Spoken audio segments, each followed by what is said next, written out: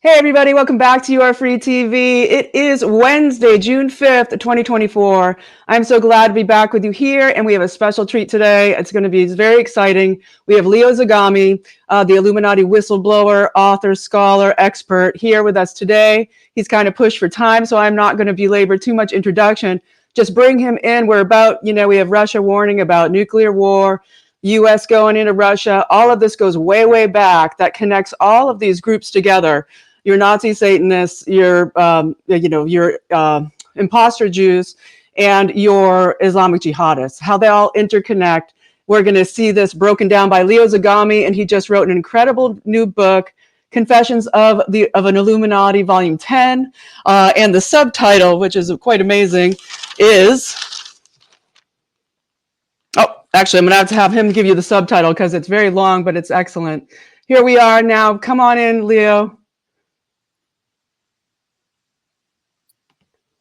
Thank you for having me on. The subtitle is Islamic Freemasonry and the Secret Societies Behind Eternal Conflict in the Middle East. This book is at the moment in the bestsellers of the Islamic Social Studies on Amazon. And of course, you described already in the introduction the various groups that seem to be behind not only because the Middle East is now in, of course, the news, we should give our attention to it, but because they are at the very root of what has happened also in the Western world. So it's important for us today to give a deeper knowledge and understanding about certain topics that are often, unfortunately and sadly, misunderstood, which generates in turn then anti-Semitism, generates a lot of misunderstandings. So I think we can clarify this matter today. Wonderful. So could you give people just maybe a 2 or 3 minute synopsis of yourself? I know we don't have a lot of time, but introduce yourself into the picture here, and then why you're here now discussing this subject, because right now it's more important than ever for people to have a fuller understanding of how all of these things are interconnected, and you have personal deep knowledge of this. Yes, I was born in 1970 in Rome. My background is from an aristocratic family, and I have been living in Europe until 2019 when I was forced to flee Italy because of the persecution that was increasing due to the publishing of my books and also my work as an investigative journalist with my articles. So I was actually let's say, I have been known in the so-called truth movement or conspiracy world, if you want to call it that way, since 2006, when I came out with my first blog, Illuminati Confessions, which later on led to a series of books of the same title. Now we are at number 10, which is dedicated to the Islamic side of things. But of course, I have been for the last 10 years delivering books in the English language, though I started publishing books at the end, let's say, of 2000 and middle of 2009, end of 2009, when I was basically had the opportunity to go to Japan and sign my first book contract. So I was, let's say, big in Japan before I was big in Europe or anywhere else.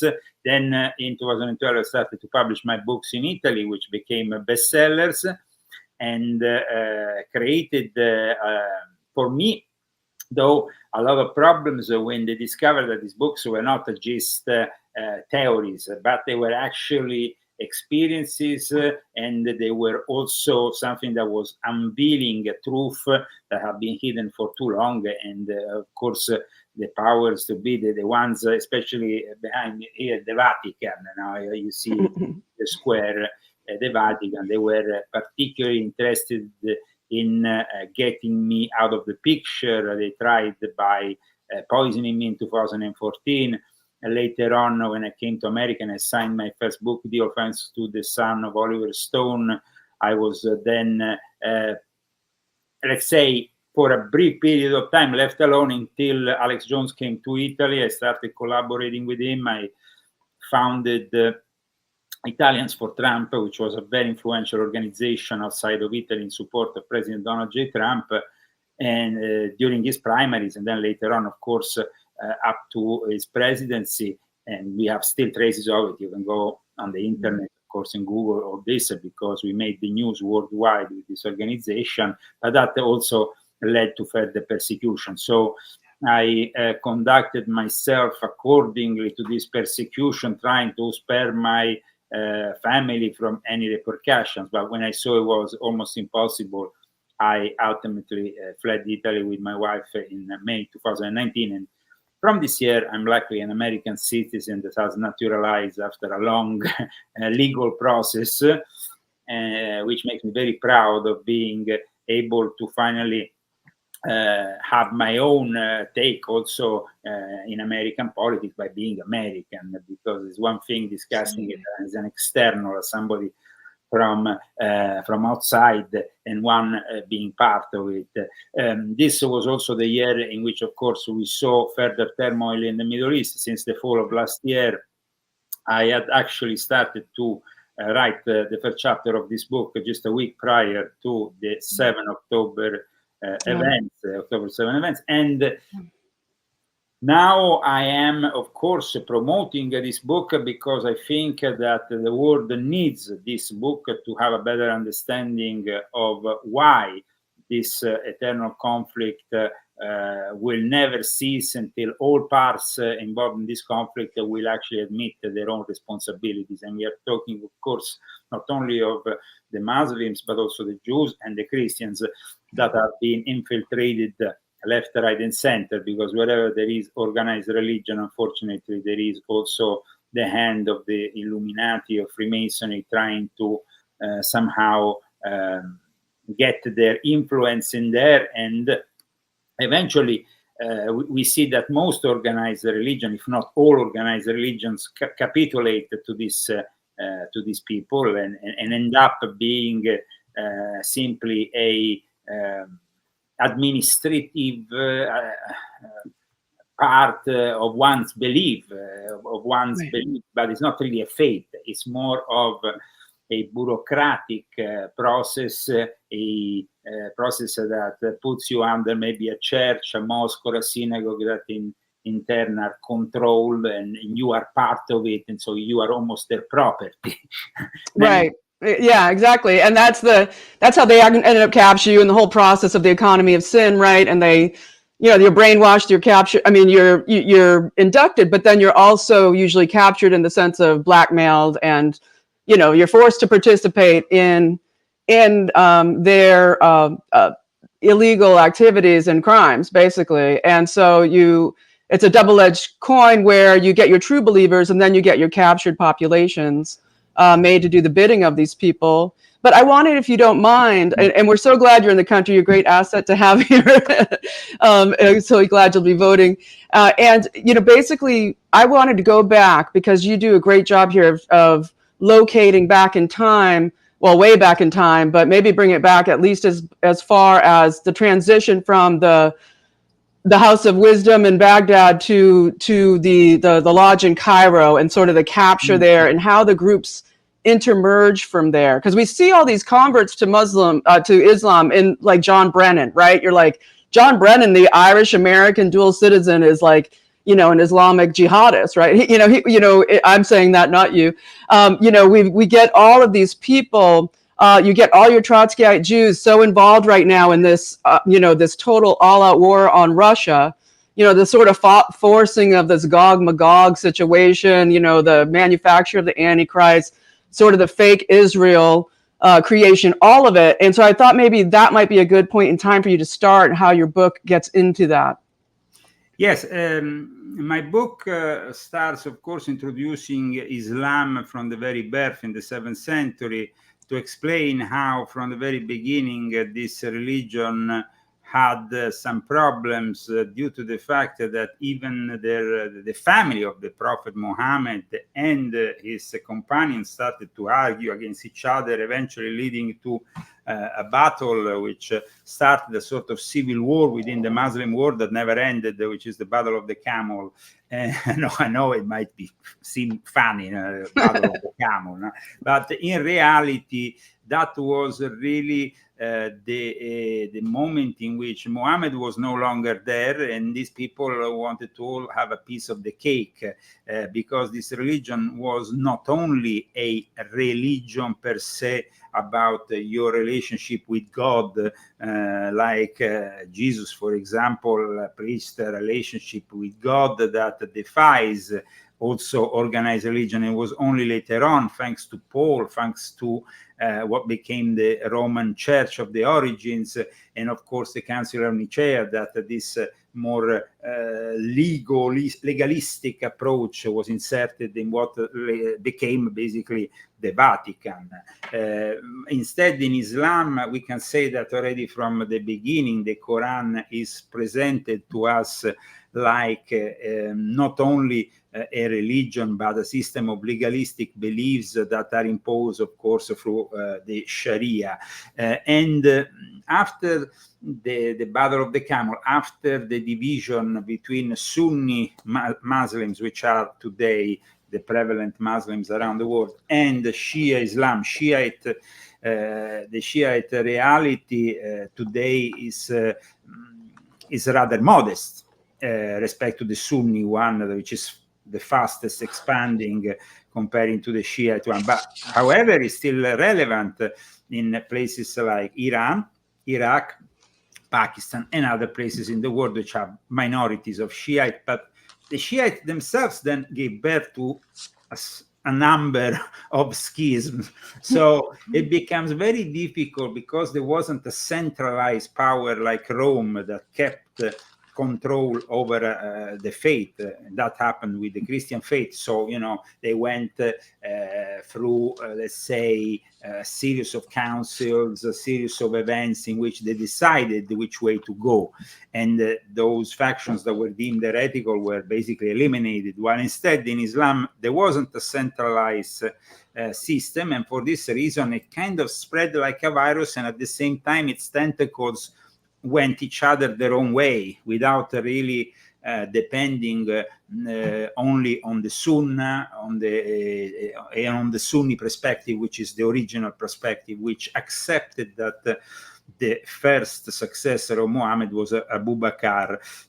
Instead, the Shiite, for example, gave equal importance to Ali. And Ali was the husband of Fatima, the daughter of Prophet Muhammad, and he was himself the cousin of Prophet Muhammad, and the flag bearer of the first wars that were conducted in the name of Islam. So he was a rather imponent figure. And thanks to a Jew that actually helped him out expanding this branch of Islam, which started to believe that only the descendants of Fatima and Ali were deemed of importance in this whole new religious context. Well, we have the birth of the Fatimid Empire and Fatimid dynasty in Cairo. And in Cairo, we have that terrible lodge, as Nesta Webster called it, which was a manifestation of the knowledge of Islam, together with the prior knowledge of ancient Egypt, together with the prior knowledge of ancient Persia, the Zoroastrians, the Manichaeans, and even many Gnostic sects that were, as you know, very much, let's say, alive even in the days when Islam was born. There was still some Gnostic survival, even if the Christians had the fathers of the church were very critical, and they tried to eliminate them. And they sprang mostly out of Alexandria of Egypt. So the Alexandria Lodge was and is still of great importance, because still to this day, when we are talking about the Middle East, what are we talking of? We're talking about the head of the CIA, you just mentioned earlier, or some other guy going where? To Cairo, because Cairo is the place where these powers, and this power in particular, the Shia Fatimid dynasty, met with ancient Egypt's knowledge and formed something new. Now, the Shia Fatimid dynasty probably was the most successful Shia branch ever, because they expanded their power from the south of Italy, arriving to create even an emirate in Sicily, where I come from. I'm half Sicilian, all the way down to Mecca and Medina, through I mean, most of the Middle East. So here we are with something incredible, if you think about the fact that later on they will be redimensioned once the Sunni understood what was happening with Shia Islam, because initially Shia Islam was very secretive. That's why I think the formation of the Cairo Lodge, the way we know it, that probably predates Islam, but with the arrival of Islam arrives to a definitive formation. This lodge, which within the walls was preaching only science, wisdom, reason, was competing with another similar branch of Illuminati, of Middle Eastern Illuminati, that had created the House of Wisdom in Baghdad, which was this imponent also university, because these Illuminati didn't just create a lodge and then try to manipulate without knowing that education is so important. And also because let's not forget that we are now used to everybody being able to read, everybody being able to access knowledge simply by a touch of a button. But back in the days, knowledge was power even more than it is now. Nowadays, it seems we have all the knowledge of the world, but the people are simply so brainwashed that they don't care. Right. That's the big problem of today. Yeah. The Fatimid dynasty didn't last that long, lasted a couple of centuries, but it was extremely influential because it included all these areas from North Africa, like I said, Sicily, the Red Coast of Africa, Syria, Palestine, Yemen. Yeah, I mean, areas of great importance. When you're talking about Mecca and Medina, you are talking about the holy cities of Islam. So they really arrived to conquer those Arab lands. And at the same time, Cairo itself was basically a product of this Shia Islam, because the name Cairo comes from Al-Muziad al-Qaira, which means the victorious city of Al-Muiz, later known as Al-Qaira, and then with the modern name Cairo. So Cairo, with the modern name, it's actually a product of the Fatimid dynasty. The Fatimid dynasty was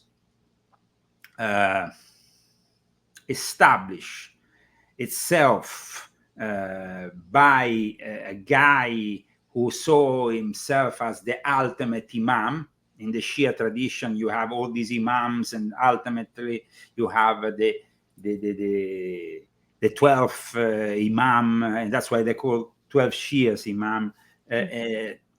We have a guy who thought of himself as something great, almost godly. He was called Abdullah al-Mahdi Billah, and this guy was the founder of the Ismaili Fatimid dynasty.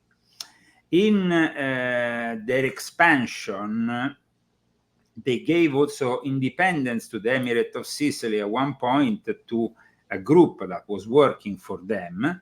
In particular, the Kalbid Sicilian dynasty was established this way because the Fatimids were so spread that they had to also have people working for them. In this case, they appointed a specific dynasty to take control of Sicily. Eventually, the Christians will turn things around, and the Fatimid were eliminated by, let's say, a conjunction of Christian Normans, the Christians that would give birth to what is known as the Sacred Roman, that were basically the Sacred Roman Empire expanding at that point, and the Sunni Seljuks, which were headed by people like Saladin, that at that point kicked out the Shia faction out of Cairo, and never again Egypt, in theory, has been Sunni. Can I just interrupt real quick? What year are we talking here?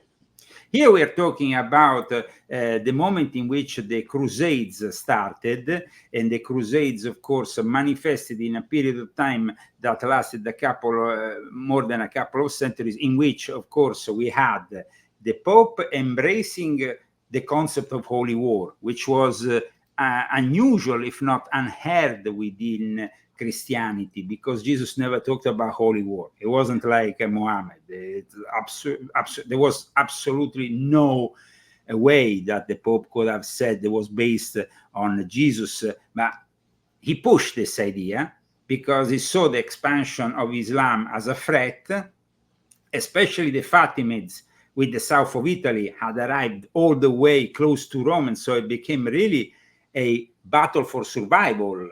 And so later on, in the period between 1095 and 1291, we have the objectives of reconquering Jerusalem and the surrounding area from Muslim rule. And because originally they had been conquered, these areas, by the Sunni Rashidun Caliphate, which was it was the family of, it was the companions of the Prophet, his immediate disciples, that 5 years, one of his immediate disciples, 5 years after his death, conquered Jerusalem. And already there we have something that contradicts the veracity of the Quran, because the Quran claims that at one point Muhammad dreamt or was flying with a winged creature all the way to what we know as the Temple Mount, and that's where they established the Dome of the Rock and Al-Aqsa Mosque, to then be received in the heavens and greeted by all the prophets, including Jesus, with great respect, and everybody had to bow down to Muhammad, how great was Muhammad. But in reality, Muhammad had been dead for 5 years when this story is supposed to happen. Because makes sense. There was the kingdom, there was a Byzantine situation before that, and of course the Byzantines had started to see the advancing Muslims as a threat. Now, the first caliphate was the Rashidun Caliphate. The Rashidun Caliphate was the one that was inaugurated by Abu Bakr, close companion of the Prophet, and then. And where was this? Where was this caliphate? Where was that? That was established originally in the land where Muhammad, we are talking about Mecca. Medina became the second city of importance in Islam simply because in the initial phase of Islam, Muhammad was kicked out of Mecca. Right. Mecca was a pagan city with 360 gods. This guy arrived preaching he wanted to have only one God, and they say, listen, you're going to send us out of business with one God here, 360. This was always about the money. Yeah, it's always about the money. Yeah, it was about the money. It was about strategical importance of these gods that have been there since pre-Islamic times. At one point, Muhammad himself in the Quran actually has these verses that are accused of being satanic, that gave birth to what is the novel that Salman Rushdie put together, the Satanic Verses, in which he's praising these pre-Islamic deities, these goddesses that were fundamentally moon goddess. The moon goddess in primis became the basis for the moon and the crescent, the symbol that we have later in Islam. Islam didn't have initially the moon and the crescent. That's a symbol that comes later on, when they absorbed all these pagan cults, and they had all these people that still wanted to have a connection with these pre-existing pagan cults. So they had to give something. Yeah. And the most important pagan cults were the one dedicated to the moon in the whole of the Middle East, particularly when Islam arrived in the city of Haran, that used to be a worshiping place for the moon goddess Sin, and which is of great importance, was of great importance at the time. So Muhammad was accused actually of having talked well about these goddesses because he wanted somehow to be accepted in Mecca, and these people didn't want to really accept him in Mecca. Like I said, the pagans were very strong in Mecca. He had launched himself thanks to a relationship that brought him to marry this rich widower, Khadija, whose cousin was an Ebionite Christian priest who converted him to monotheism. Though the Ebionites are a Jewish sect which didn't strictly believe in the divinity of Jesus, and that's why the divinity of Jesus is not really reflected in the Quran. The Quran approaches it with an element that is taken from the Gnostic Docetism. In any case, the satanic verses are important, I think, to understand that there was some kind of compromise. So the three pagan Meccan goddesses were Al-Lat, Al-Uzza, and Manat. And they were pre-Islamic goddesses that were very popular in the Islamic, in the pre-Islamic Arabian Peninsula. And these goddesses that were very important in pre-Islamic times are mentioned because, like I said, there was almost an attempt to say, well, I'm not, only for monotheism. I have also still respect for these pre-Islamic goddesses.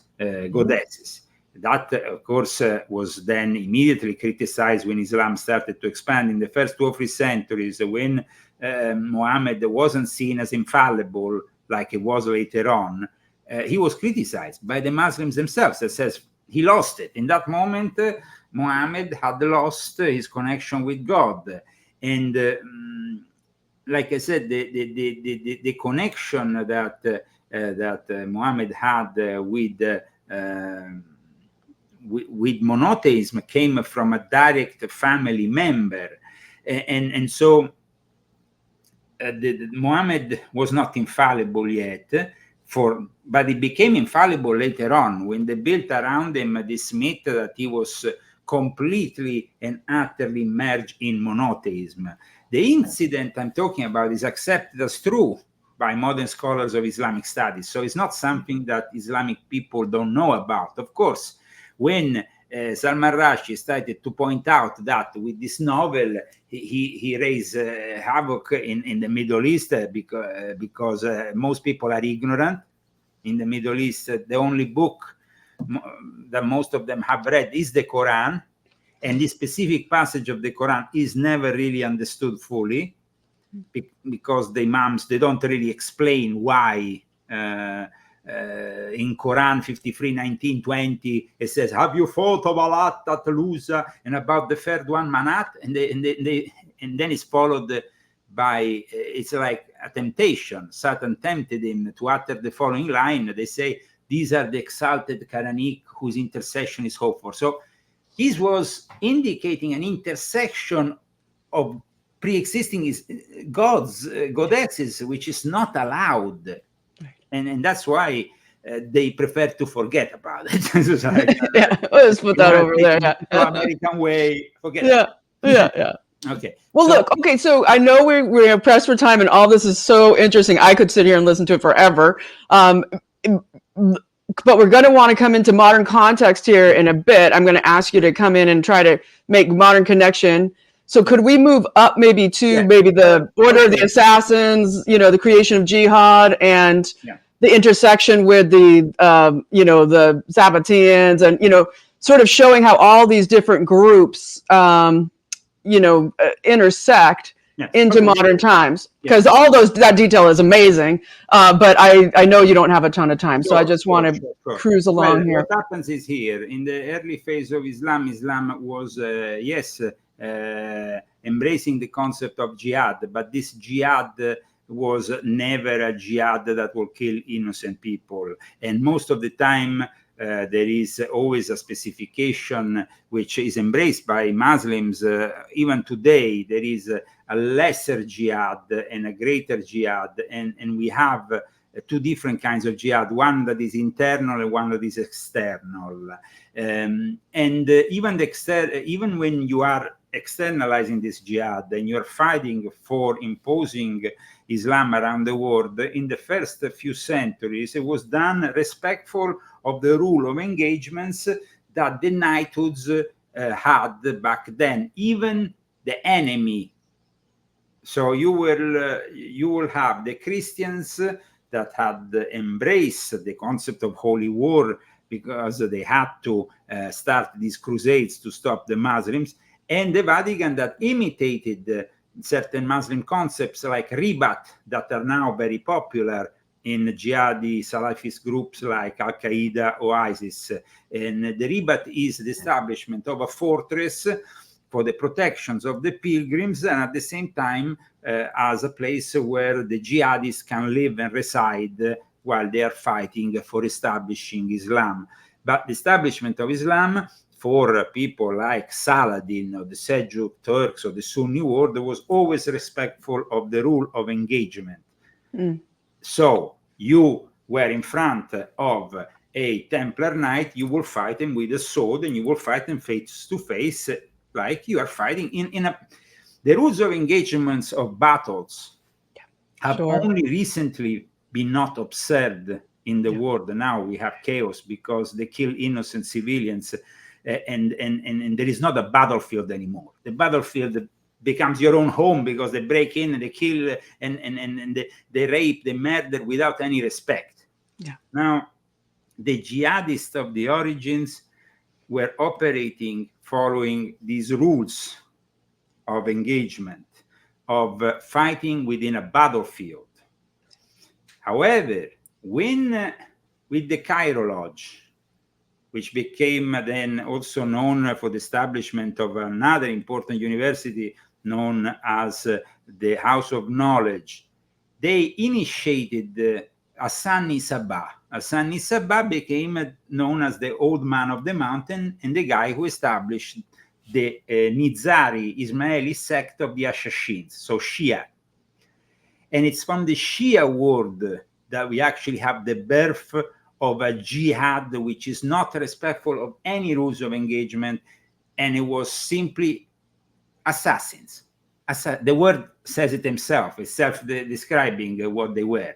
They will come and kill you in the middle of the night, cut your throat, dress up as a woman, and suddenly pull out a knife against you and kill. Things that were not respectful of the rule of engagements, because they were killers, professional killers. And when the Vatican needed to fight the Sunni expansion, they thought of these people as the ideal allies, like killers that they could pay to do the dirty jobs they couldn't do. They couldn't go the Vatican with their knighthoods, the Knights of the Holy Sepulchre, of the Templars, and all the others, the Teutonic Knights. They couldn't just go and kill people indiscriminately.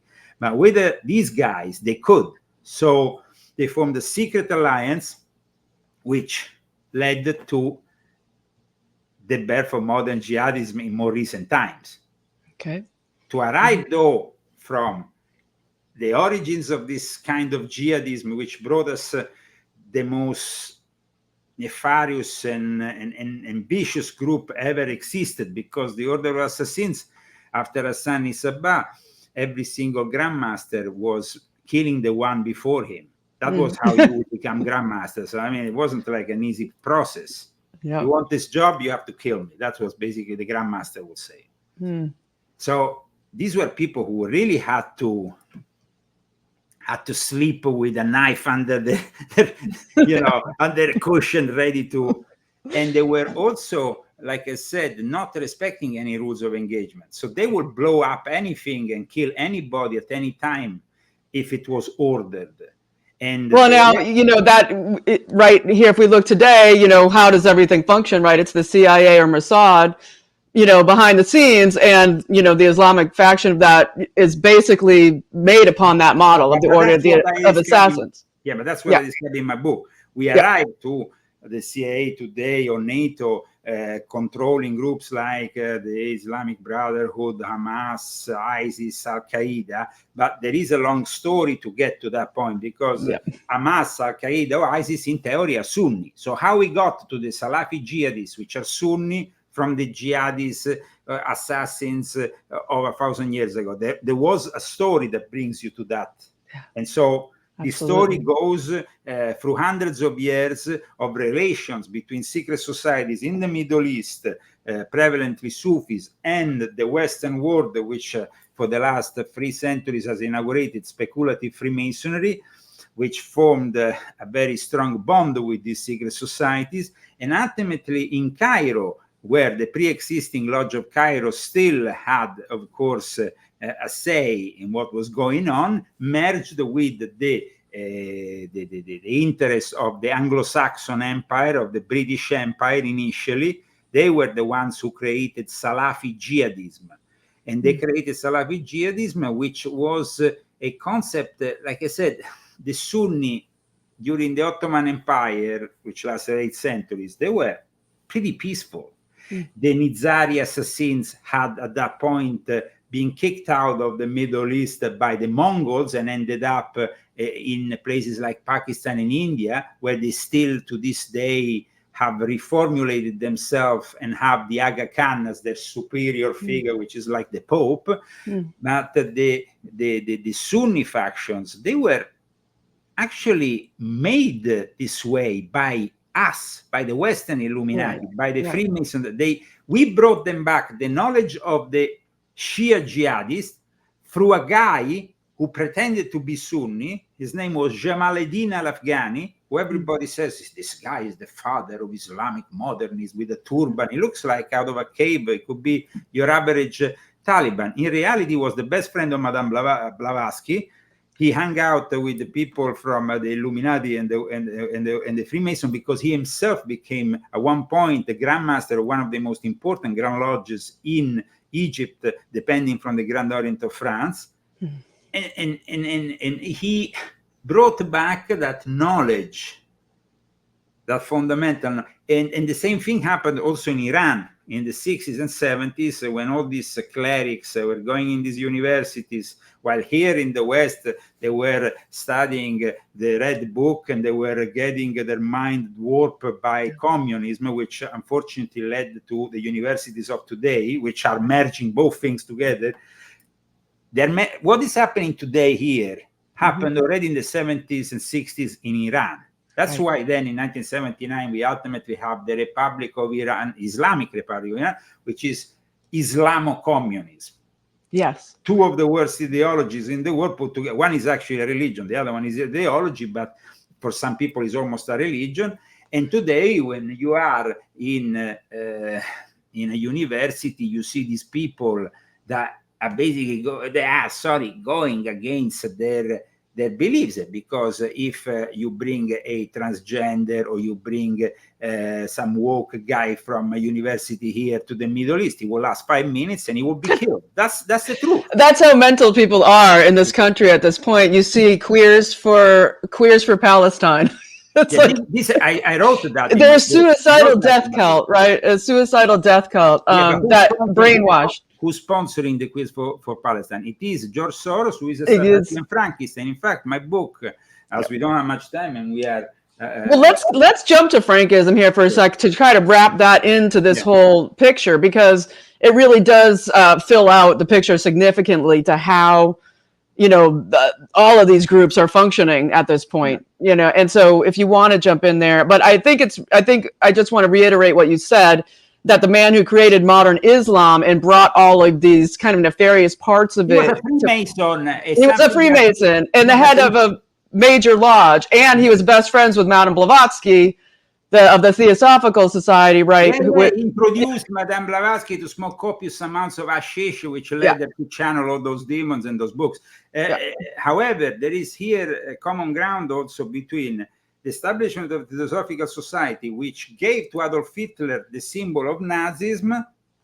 Exactly, and that's vital. The establishment of fundamentalist Islam, which hates to the core the Jews, and in 1988, in the Manifesto of Hamas, inserted the Protocols of the Elders of Zion. So the Ottoman census in 1878 recorded the Palestinian population, both Muslim and Christians, of 447,454 people, as well as a small Jewish community, which was of only 15,000 people. So it was relatively modest. So people will tell you, what kind of right they have to be there and act this way, Israel? And I explain this, and I beg people to read this book and understand, because otherwise they will be like, well, Zagami is a Zionist, Zagami is... Guys, I'm not Zionist, and I actually criticize heavily labor Zionism, which is the product that came later on, because Zionism was nationalistic and for maybe a couple of years, because it was infiltrated left, right, and center by the Sabbatean Frankists. The Sabbatean Frankists are, for those who don't know, synthetic in a nutshell. Shabbatai Zevi, a false messiah who was followed by almost half of the Jewish population of the world in a time in which everybody was waiting for the Antichrist. Shabbatai Zevi actually in 1666 converted to Islam.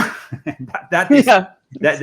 After having successfully arrived to Israel and with Nathan of Gaza, have established as a holy city Gaza. So that is another thing. That city is cursed for two reasons. First, because it was a fortress of the Knights Templar that was fought by Saladin, who killed, slaughtered people, just like we see even worse than today, much worse than today. Christians and Jews were slaughtered by the hands of the Muslims who are now there. Okay, so what comes around goes around, remember that. Second, the actual city, when Nathan of Gaza saw that Jerusalem, yes, the chief rabbi might have converted to the idea of embracing Shabbatai Zevi, but the Synod, the Council, the Synod didn't want really Shabbatai Zevi, didn't recognize him as a Messiah. They saw Gaza as a possible alternative to Jerusalem. So just to give a brief idea. Shabbatai Zevi himself, once he converted to Islam, most of his over 1 million of followers within all over Europe, they were disappointed, of course. They, their Messiah suddenly converts to Islam. I mean, it's not really a good thing, especially if you're Jewish. So this guy that came originally from Smyrna, Turkey, went back to Turkey, converted because the Sultan basically told him, I cut your head, I slaughter you if you don't convert, this kind of thing. So he just said, okay. But he created a new belief, the Dome, the crypto Jews. You could continue in private your heretical Jewish fantasy, while you outwards you had to convert to the religion of that place, which was prevalent in that place, Islam. Then later on, 100 years later, Jacob Frank, who said he was the reincarnation of Shabbatai Zevi, did the same thing. He was born in Ukraine, but he did the same thing in Catholic Poland, and brought 20,000 Jews to convert to Catholicism, which made him a hero for the Jesuits and for the Catholic Church. And at that point, though, we have the establishment of this crypto Sabbatean Frankist reality, which has become really powerful because they had a lot of influence within the secret societies, Freemasonry. And so we see them involved with groups that even gave birth to the Bohemian Club, just to make an example, the Asian Brethren. So we have the Sat Baha'i, all this connected to this Sabbatean Frankist reality that we have, of course, the basis of the so-called Egyptian rites, the Memphis and Mizraim. And so there is a connection here with these heretical Jews, whose main enemies are the Jews, because the worst enemy of the Jews, let's be sincere, are the Jews. Who was Adolf Hitler? And this is controversial, of course. People, who was Adolf Hitler? And from the studies of Rabbi Marvin Alterman, we know that Adolf Hitler was a product of a Sabbatean and Frankist ritual. Yeah. So done and conducted in 1888. So all this brings us to the end of the Ottoman Empire, which was mined by the interest of France and England, who used the Sabbatean Frankists and their big influence and lodges and knowledge in Turkey, in the Middle East. At one point, the Ottoman Empire implodes, and we arrive to the Sykes-Picot Agreement of 1916. Then we have the Balfour Declaration of 1918, and then, of course, we have the people that were persecuted, these poor Jews all over Europe. They didn't have a place anymore. So, of course, they arrived, and they are now millions. And when you say from the river to the sea, and we don't want them there anymore, well, where do you want these people to go? Another planet? Because you kick them out of Russia, you kick them out of Germany, you kick them out of England with the excuse of British Islam, saying, oh, yeah, you should go there. The English were more polite with the Jews because they had mixed their interest, their blood. The Rothschilds were nobility, so the Sabbatean Frankists were nobility, so they couldn't really be harsh with them and say, you kick your asses out back to... No, they were very much more polite in a British style.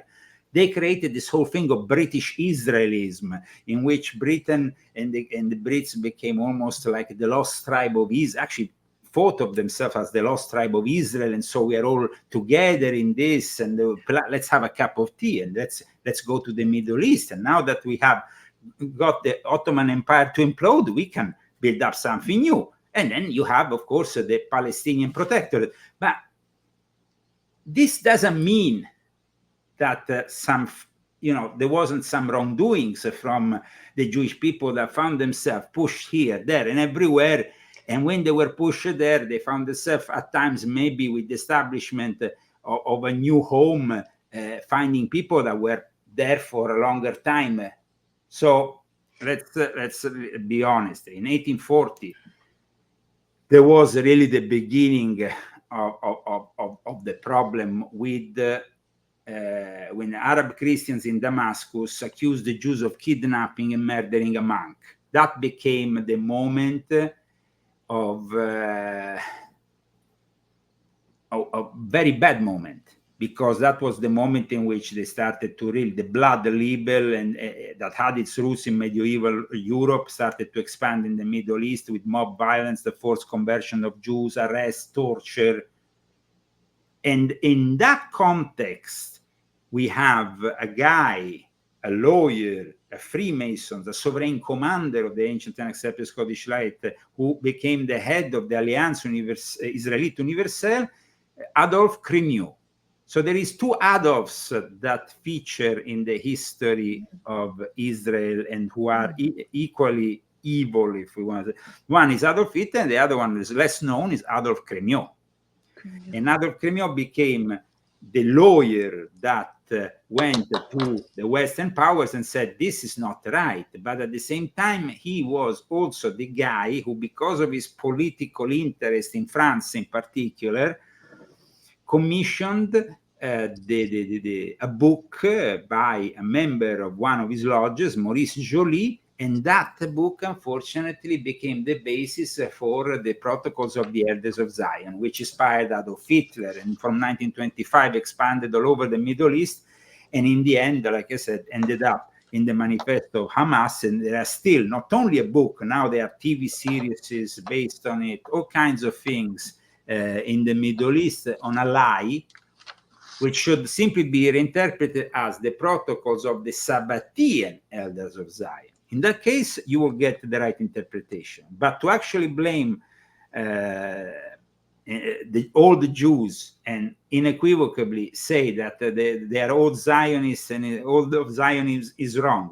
Zionism was a reaction by people who were cornered after the Damascus affair, and that's why Theodor Herzl decided to create this whole Zionist Congress, which led later on to the Balfour Declaration. But immediately after he created this reality, he was infiltrated left, right, and center by the Sabbatean Frankists, who were always communists from the very beginning. They were connected to Karl Marx and his vicious ideology, which was born by the Illuminati. By the way, the Illuminati were the ones who had triggered the expansion of communism from an experiment in the Reducciones in South America by the Jesuits to a much more wide and perfid ideology that with the League of the Just ends up publishing the manifesto of Karl Marx. So the actual Adolf Crémieux had a very important role, both in the history of, let's say, the pre-Zionist period, in which there wasn't yet Zionist per se as we know it, because Theodor Herzl comes a few decades later. But he was already working on pushing the Jews back to Israel in a way, and at the same time he was working in establishing a Masonic network through the ancient and accepted Scottish Rite that would be more influenced by the Sabbatean Frankist heresy. And that happened with Adolf Crémieux headed the Congress of Lausanne, which became a very important congress within the ancient and accepted Scottish Rite. Though Albert Pike wasn't enthused with it, didn't like the whole thing. So there was also some contrast within this rite of Freemasonry. However, this whole story is important in the Jewish history because we have, even after this persecution that started in Syria, the first people that arrived here, first Jews that arrived here, and also we had protests in various American cities on behalf from the American Jewish community. So there was already back then some reactions here in the United States. So it's a very complex story. Of course, the connection of Adolf Crémieux, the main connection was with Sir Moses Haym Montefiore. Then you have, who was himself another Freemason and the brother-in-law of Nathan Mayer Rothschild. But all these people were connected to this perverse progressive reality that unfortunately led to this very establishment of Israel followed the enthusiastic ideology of Moses S., who was an early communist and Zionist thinker. Yeah. So this is unfortunate because the Jews, because of their own people who are their own worst enemies, always get misunderstood and then inevitably get the blame that brings the anti-Semitism that we have today. And you have the scapegoating of the Jews by the Domé or by, whatever you want to call them, by the imposter Jews, you would say, but the people who are part of all of these. They are this, when you're seeing the new president of Mexico, this woman, she is a daughter of secular Jews. When they say secular Jews or reform Jews or progressive Jews, well, those are Sabbatean Frankist product, have nothing to do with the original Jewish faith. And most of the times they embrace New Age, communist rubbish. So when you have all these people with their sick ideologies doing what they're doing, we are confused, and we tend to always think that the Jews are behind the world plot, because that Protocols of the Elders of Zion that led the way to this idea was actually based on Adolf Crémieux's conspiracy, which was a real conspiracy, and it was a Sabbatean Frankist conspiracy that went on. I think also that it goes further back than that too, part of what might be called the Arab Rev or the Radhanites, way back from Babylon, where you get the impersonation of Jews really spreading hugely through the world, up through Turkey, with the economy of sin, being the only ones that would be the money changers, the only ones that would do prostitution, selling children, slavery, all of it. That economy of sin was also how this group of people became used. Well, let's in my book, I say it starts actually when Moses brings out his people from Egypt, because it's followed by people that are known as the Hereb Rav, which were not properly Jewish. They were actually Egyptian magicians, Egyptian people who had seen the power of Moses, and they were like shocked by his magic. They thought it was some kind of magic. When you do the things that Moses did, of course you think the guy is either if you don't have the understanding of the relationship with God and all that. So they wanted to follow Moses. But then they were the ones who instigated the golden calf, which led to Moses having to go back up to take another 10 commandments because they slammed them down, destroyed. So they never produced anything good.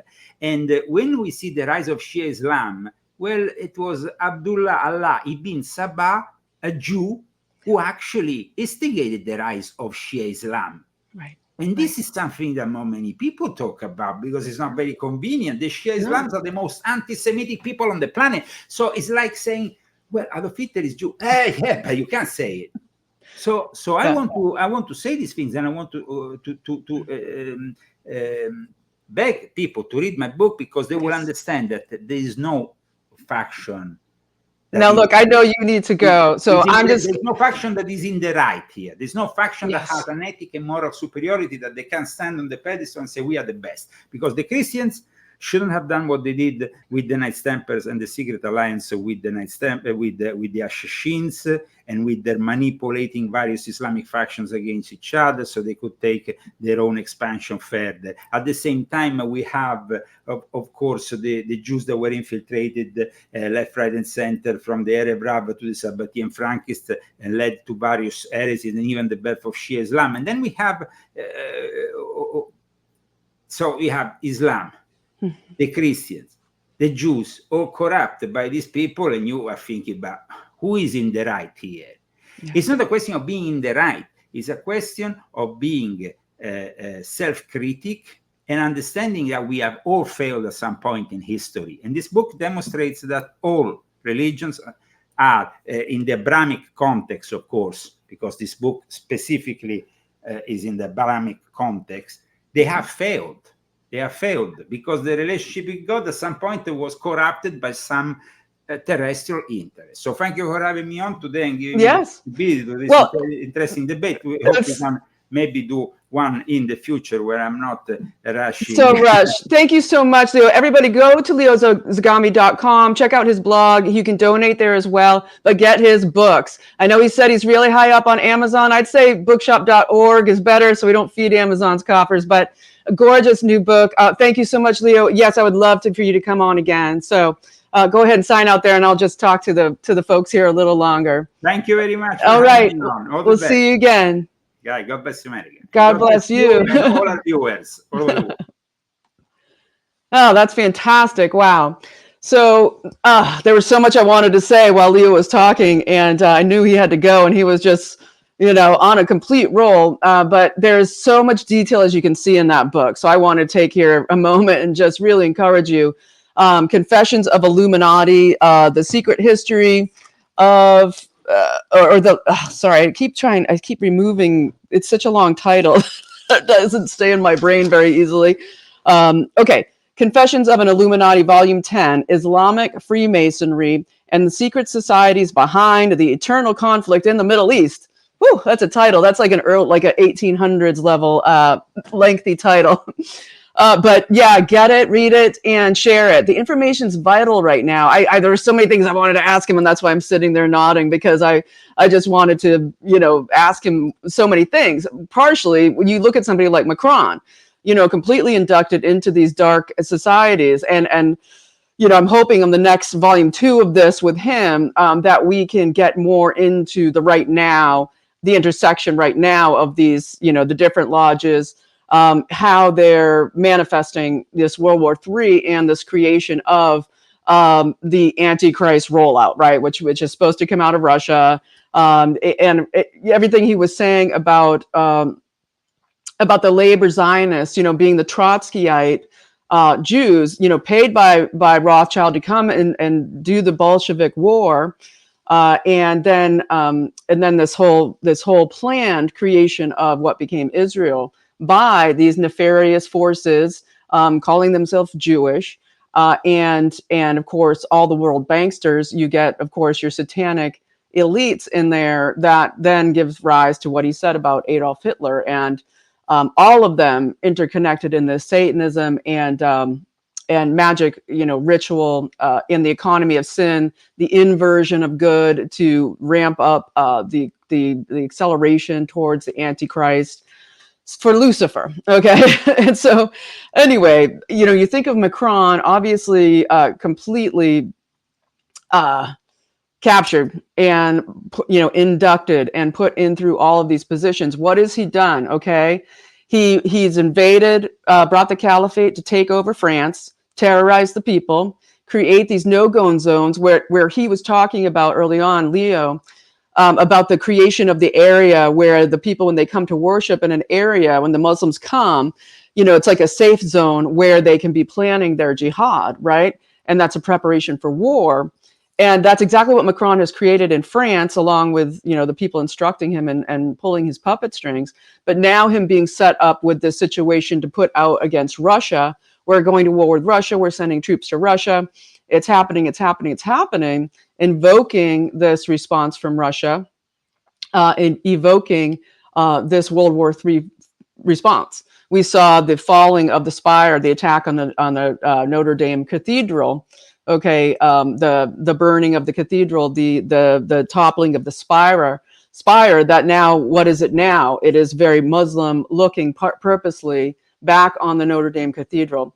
And so this is that to me is just like a little microcosm of how these people work, how they're bringing in this replacement immigration, how they want to kill the population of Europe that is, of Western descent, and they want to replace it. It's to bring in the jihad with the communist. It's a crazy bedfellows of communism, jihadism, but what it brings is horror, mayhem, misery, lack of God, lack of love, lack of good, and basically a hell on earth. It's totalitarianism with Sharia. Yay.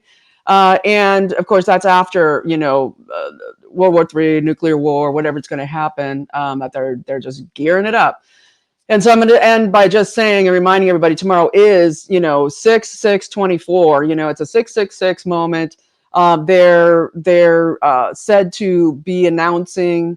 We already know today the announcement is starting to leak through that there's going to be 300,000 U.S. troops going into Ukraine. That it's going to be coming. Russia has said it now considers the USA to be an enemy. These papers coming out about that this is going to be happening, that they're sending U.S. troops in, and basically Putin has said if we get U.S. missiles hitting Moscow, that's it. That's it. He's planning this H-bomb demonstration on the edge of Belarus, right next to the border of Ukraine. Missile. His response will be to bomb somewhere, and you would think that because of Macron's play, his role in this, that it could likely be Paris. It could likely be Paris, and of course Poland, because Donald Tusk was reinserted as prime minister there, jailing, members of parliament, going after President Duda, all of it, where Poland is likely already assigned to be a target, in this way that U.S. can declare war on Russia and create this martial law society. So again, it's cheery news. I know that it's all a lot, but I think it's very important that we know what we're dealing with, because knowledge, the truth sets you free, right? And the more you know, the more you know. And of course, it allows you to kind of grow your container, right? To be able to see more, understand more, and therefore know where to direct your attention. And also, you know what you're praying about, right? And we don't need to know. God's got it, right? But we are supposed to charge to those gates, right? We are supposed to move towards the sound of gunfire. We're supposed to go towards the gates of hell and confront these demons. So, that's where I'll leave it. That's where I'll leave it. I think he made a good point, Leo did, of saying that there is a situation where the Abrahamic religions, all three, have been demonic possessed, and that literal demons are controlling these factions. And that is, of course, for their Luciferian religion, this God complex that they have, and derivative power, where we are the batteries, and of course, all being run by Satan. So there we go. I'm going to leave it there. That was quite a marathon here today. I hope you enjoyed the video, and if you felt that it was informative, yikes, and you want to support the channel, there's ways to do so below. I super appreciate it. Getting more interviews like this coming up. We're going to be really starting to focus again, how I used to, on more interviews, especially pushing towards the election, getting dialogues moving, dynamic conversations. So yeah, please support the channel. Super appreciate it. And thanks so much to Dorothy for the donation. Dorothy, so appreciated. Thanks to everybody who supports the channel monthly. That really does keep it going. Those monthly supporters, there's many ways to do that below. It's not only the one way. And yeah, I'll remember my sponsor here, c60evo.com /YAFTV. Use the code YAFTV for 10% off, or get 15% off if you donate to the channel. The best C60 out there, the ESS60 molecule capsules come in this bottle. I give 2 away every month to subscribe to donators. You are free. We're going to make it through this, but it's you know, it is it's not for the weary. So gird your loins and you know, take great care of yourself. Get with people you love, doing things you love to do, serving in the best way with your talents right now to be part of the action, part of fighting Cartel Babylon, taking this country back, and of course, Trump 2024. We'll see you tomorrow. You are free.